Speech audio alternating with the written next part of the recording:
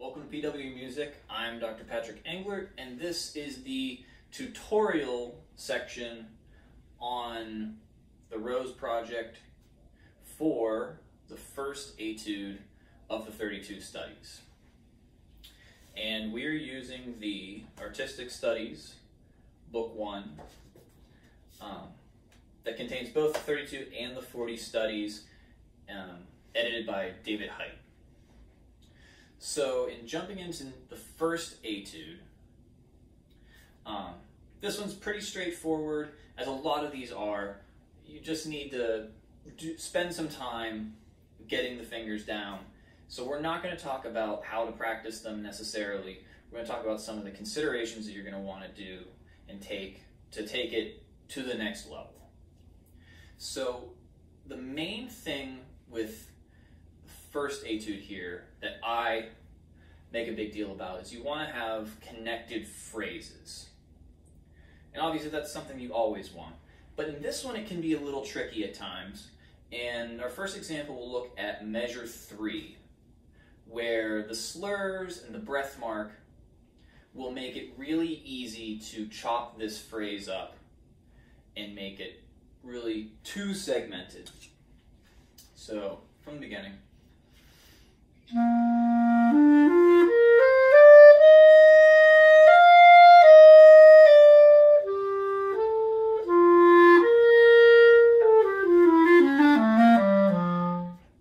So if we go back to measure 3, it could be easy, as I said, with the slurs and the breath mark to make it too chopped up.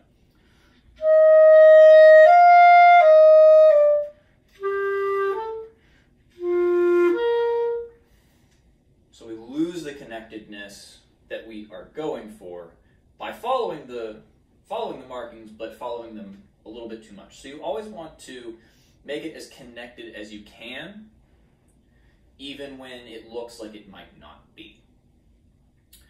In the same vein, we're going to skip ahead to measures 11 and 12, where we have this figure that's jumping down to the G in measure 11, and kind of a quasi-arpeggiated figure in 12. And when you have these bigger leaps, you want to work to, again, make it as connected as you can.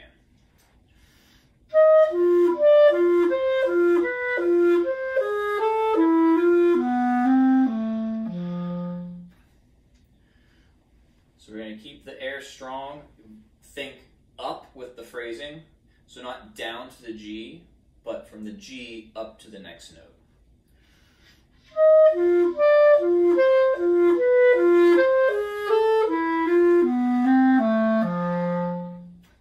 Probably a little bit exaggerated, but you want to think up rather than down. Now, a little bit different idea with being connected is our concept of time here. And this one has a couple tricky sections. The first one is measures 23 and 24, where we have 8th notes going into 16th notes, along with a poco ritardando at the end of measure 24.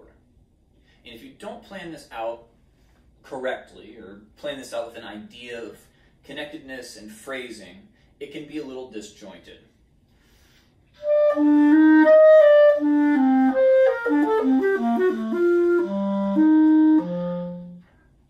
Since we're kind of zooming ahead, then we have to pull back almost immediately. So with this, I like to give a little bit of rubato on the beginning of the 16th notes and kind of blend them from the 8th notes into the 16th notes, and then we can poco ritardando on the last 4 8th notes.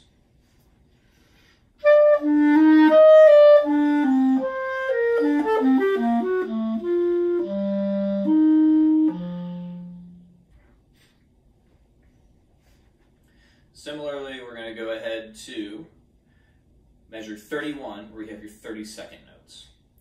And you want to keep the same idea of rubato at the beginning, take it a little slower, and pick up the tempo as you go through, rather than hitting it at the full tempo right away.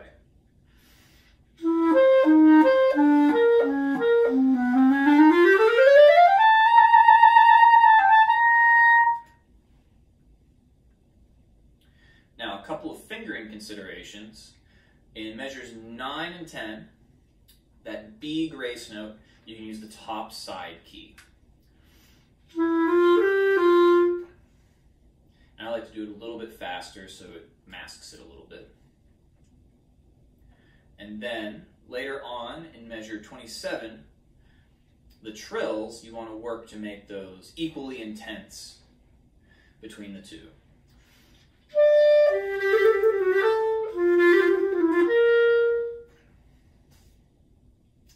Finally, we're going to skip ahead to the end, measure 40 to the end, where we have our open fifths, C to G again, and we end on the high C. Here you really want to work to make the tuning as perfect as you can, since these open intervals be really easy to hear any inconsistencies.